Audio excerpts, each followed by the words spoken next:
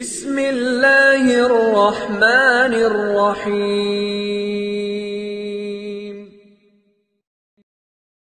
اعوذ باللہ من الشیطان الرجیم، بسم اللہ الرحمن الرحیم۔ لقد جاءکم رسول من انفسکم عزیز علیہ ما عنتم حریص علیکم بالمؤمنین رؤوف رحیم۔ اللہم صلی علی محمد النبی الامی وعلی آلہ وسلم تسلیما۔ عظمت خاتم الانبیاء صلی اللہ علیہ وسلم کے اگلے درس کے ساتھ حاضر خدمت ہیں۔ آج کل بات چل رہی ہے کمزور صحابہ رضی اللہ عنہم کے ساتھ ہونے والے مظالم سے متعلق۔ جب یہ اسلام لائے تو ان کے اوپر جو مظالم ہوئے ان کے متعلق کئی روز سے بات چل رہی ہے اور مختلف صحابہ اکرام رضی اللہ عنہم کا ذکر ہو رہا ہے۔ آج ہم بات کرتے ہیں حضرت صہیب رومی رضی اللہ عنہ سے متعلق، جو رومی مشہور تو ہیں مگر دراصل یہ رومی نہیں ہیں۔ ان کو صہیب رومی کہا جاتا ہے لیکن دراصل یہ رومی نہیں ہیں۔ ان کے جو والد تھے وہ کسریٰ کی طرف سے ابلا کے حاکم تھے۔ ابلا ایک مقام ہے، اور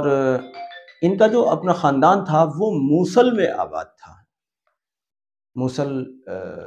شاید مصر کا ملک ہے میرے خیال سے، مصر کا شہر، مصر نہیں، ملک شام کا شہر ہے شاید۔ تو موصل اور کرک وغیرہ ان کی تاریخیں میں نے پڑھی ہیں۔ اگر اس وقت میرا ذہن، میری یادداشت ٹھیک کام کر رہی ہے تو شاید یہ ملک شام کا شہر ہے اور بڑا مشہور اور بہت تاریخی شہر ہے۔ اور خیر بہرحال ملک شام کی تو تاریخ اپنے آپ میں بھی بہت اہمیت رکھتی ہے، احادیث میں بڑی کثرت سے وہاں ذکر ہوا ہے، اور انبیاء علیہ السلام اور پھر صحابہ رضی اللہ عنہم کی بڑی وہاں کثرت رہی ہے۔ انبیاء علیہ السلام بھی تشریف لاتے رہے ہیں، صحابہ رضی اللہ عنہم بھی وہاں تشریف لے جاتے رہے ہیں، ان کا مدفن بھی ہے وہاں، ان کی قبور بھی بڑی تعداد میں وہاں ملتی ہیں۔ خیر بہرحال تو ایک مرتبہ ایسا ہوا کہ رومیوں نے ان کے نواح میں، جہاں ان کا وطن تھا اس کے نواح میں حملہ کیا، اور جن لوگوں کو وہ لوگ قید کر کے لے گئے تھے ان میں حضرت صہیب بھی تھے رضی اللہ عنہ۔ تو یہ چونکہ قید کر کے لے گئے، اور لے گئے کہاں؟ روم۔ تو ایسی کچھ نسبتیں بیان کی گئی ہیں جن نسبتوں کی بنیاد پر حضرت صہیب رضی اللہ عنہ کو صہیب رومی کہا جاتا ہے، ورنہ تو ان کو صہیب موصلی کہا جائے یا صہیب شامی کہا جائے تو یہ زیادہ مناسب ہوگا۔ اب وہاں روم میں ان کو کتنے عرصے رہنا پڑا یا کتنے دن ان کو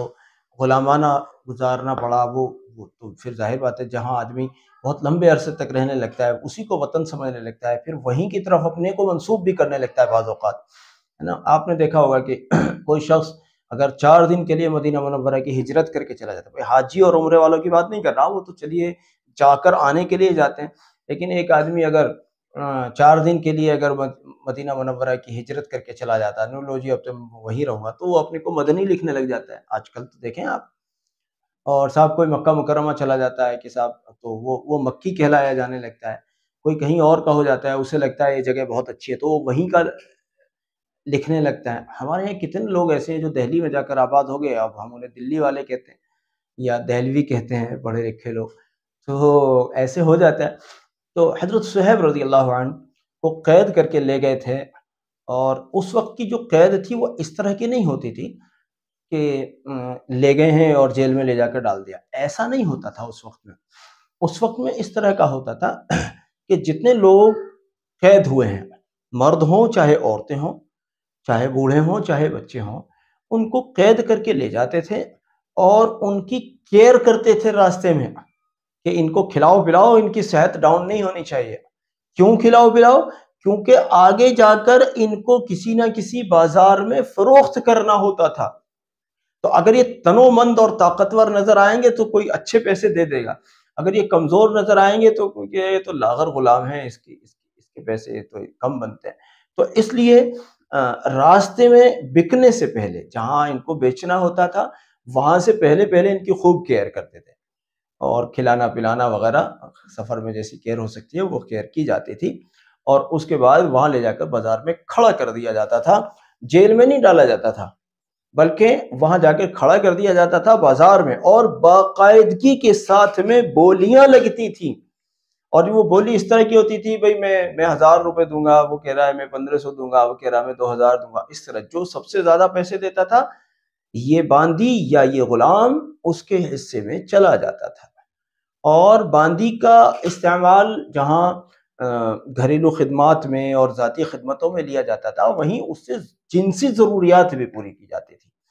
باندیوں سے جنسی ضرورتیں بھی پوری کی جاتی تھیں۔ باندیوں کے ساتھ جنسی ضرورتوں کو پورا کرنا یہ شریعت اسلامی میں بھی جائز رہا، اور اس میں کوئی قباحت شریعت اسلامی میں بھی نہیں رہی، اور اس میں بھی بڑی مصلحتیں نظر آتی ہیں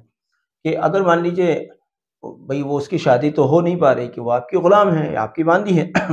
اب اس کی جنسی ضرورتیں بھی ہیں، اس کی خواہشات بھی ہیں، تو وہ کہاں جائے گی؟ تو پھر آقا کے ذمہ لگایا کہ جس طرح سے آپ اپنے شوہر کی یعنی آپ اپنی بیوی سے استفادہ کرتے ہیں تو آپ اپنی باندی سے بھی استفادہ کر سکتے ہیں۔ اس کا ایک فائدہ یہ ہوتا ہے کہ اس کی بھی جنسی تسکین ہوتی رہے گی، اور آپ کو بھی ایک طرح کا یوں اگر کہہ لیا جائے کہ آپ کو بھی استفادہ کرنے کے لیے ایک اور حلال خاتون آپ کو مل گئی ہے، تو اس طرح سے اس کا بھی خیال رکھا گیا اور آپ کا بھی خیال رکھا گیا۔ تو اس وقت میں جن لوگوں کو قیدی بنایا جاتا تھا ان کو جیل میں نہیں بلکہ ان کو بازار کی رونق بنا کر اور ان کو بازار میں باقاعدگی کے ساتھ نیلام کیا جاتا تھا۔ تو حضرت صہیب رضی اللہ عنہ بھی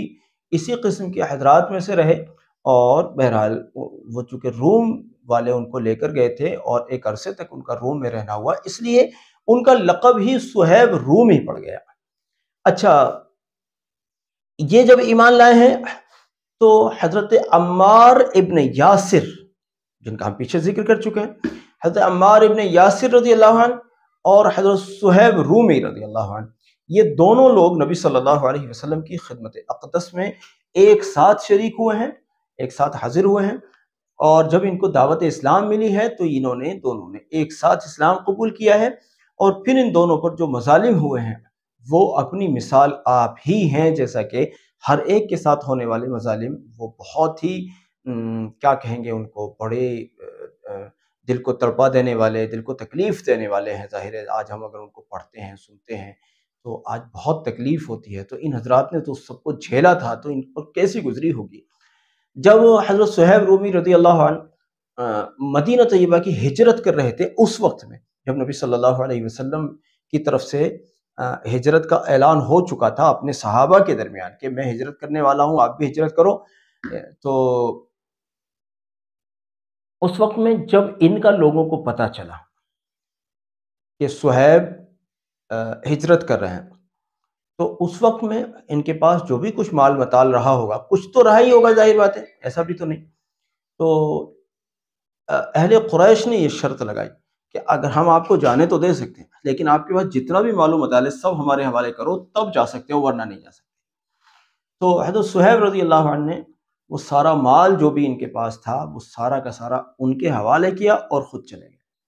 دیکھو صحابہ رضی اللہ عنہم نے جہاں اور بہت ساری قربانیاں دیں، وہیں مالی قربانیاں اس طرح سے بھی دی کہ اپنا سارا مال کہیں چھپا ہوا بھی ہے تو وہ بھی بتا دیا کہ فلاں جگہ گڑ رہا ہے، جا کے اکھاڑ دو، اور میرا پیچھا چھوڑو، جاؤ مال لے لو اور مجھے ہجرت کرنا۔ یعنی کیا صورت تھی کہ آج کل تو یہ ہوتا ہے کہ ہم دیکھتے ہیں کہ چند ٹکوں کے پیچھے روزہ چھوڑ دیتے ہیں، چھوٹی سی بکواس سی دعوت کے پیچھے روزہ چھوڑ دیتے ہیں، بےہودہ سی دعوت کے پیچھے کئی وقت کی نمازیں غارت ہو جاتی ہیں۔ ان حضرات نے نبی صلی اللہ علیہ وسلم کے ساتھ میں رہنے کو اس طرح سے ترجیح دی کہ سارا مال بھی اگر آپ لیتے ہو تو لے لو، لیکن ہم نبی صلی اللہ علیہ وسلم کے ساتھ جانا چاہتے ہیں، ہم نبی صلی اللہ علیہ وسلم کے ساتھ رہنا چاہتے ہیں، ہمیں وہاں رہنے کے لیے جانے دو، چاہے اس کے لیے ہمارا سارا مال و متال، ہمارے مکان پر قبضہ کر لو، ہمارے مال و متال پر قبضہ کر لو، اس کی انہوں نے کوئی پرواہ نہیں کی۔ بس یہ تھا نبی صلی اللہ علیہ وسلم کی صحبت میں رہیں گے، نبی صلی اللہ علیہ وسلم کے پاس رہیں گے، نبی صلی اللہ علیہ وسلم کی خدمت اقدس میں رہیں گے، نبی صلی اللہ علیہ وسلم کے چہرہ مبارک کو دیکھتے ہوئے جئیں گے اور مریں گے۔ یہ صحابہ رضی اللہ عنہم کے جذبے تھے۔ میں تو آپ کو بتاؤں، صحابہ رضی اللہ عنہم کے ہر قدم پر ان پر بار بار سلام بھیجنے کو جی چاہتا ہے۔ اس لیے میں آپ کو بار بار اس کی ترغیب دیتا ہوں، زیادہ بھی کچھ نہیں، زیادہ بھی کچھ نہیں، اپنی 24 گھنٹے میں جو بھی آپ ذکر اذکار کرتے ہیں، چاہے تو اس کو یا 2-4 رکعت نفل کی طور پر پڑھ کر آپ نبی صلی اللہ علیہ وسلم کو، صحابہ کو، ان کے اہل بیت رضی اللہ عنہم کو اور دین متین کے لیے قربانیاں دینے والوں کو ثواب پہنچایا کریں۔ یہ بہت خوش نصیبی کا عمل ہوگا آپ کے لیے، اور آپ کی روحانی ترقی کا بڑا ذریعہ ہوگا۔ یہ بات دھیان رکھیے گا، آپ کی روحانی ترقی کا بڑا ذریعہ ہوگا۔ اور ساتھ ہی ساتھ یہ ہے کہ ان حضرات کا حق ہے ہم پر کہ ہم ان حضرات کا چرچا کریں، ہم جانیں ان شخصیات کو، جن شخصیات کے ذریعے سے اسلام کی کوپل پورا درخت بن کر پوری دنیا میں چھائی، اور جن کے ذریعے جن کی محنتوں اور قربانیاں اس کا ذریعہ بنی کہ اللہ کی فضل سے ہم دور دراز رہنے والے لوگوں تک الحمدللہ اسلام مقدس کی